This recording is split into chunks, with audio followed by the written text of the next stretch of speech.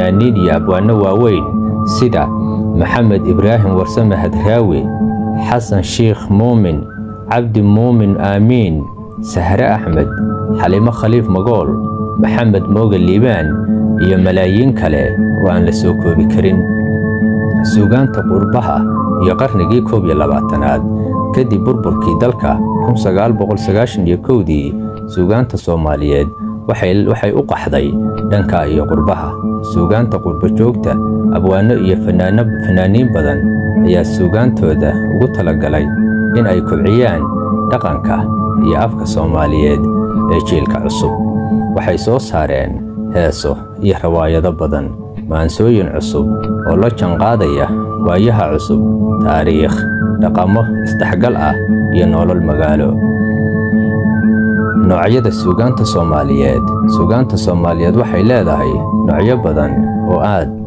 aad u kala duwan aan la soo koobi karin balse waxaynu soo qaadan doonaa qaybo kamid ah gabay geeraar hees maanso baraambur saar gabaygu waa miisaan culus hadal dheer oo xigmad iyo murti leh geeraarku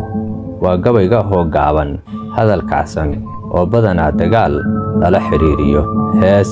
waa suugaan laxan leh oo muusiga lagu laxameeyay maanso waa hadal miisaan leh oo aan qaad lahayn sida gabayga baraambur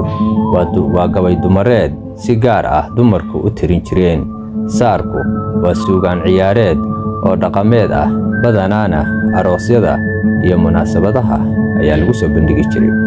gunaanadkii suugaanta Soomaaliyeed waa dhaxal suuban oo mudan in la ilaaliyo la barto lana sii gudbiyo waa hanti qaran iyo astaan bulsho oo kubcin karta aqoonsiga iyo isku duubnaanta Soomaaliyeed waxa idin leeyahay la socod wanaagsan waxaan rajaynayaa inaad igala qayb qaadan doontaan dib u soo noolaynta taariikhda iyo sooyaalkii Soomaaliyeed oo mahadsantihiin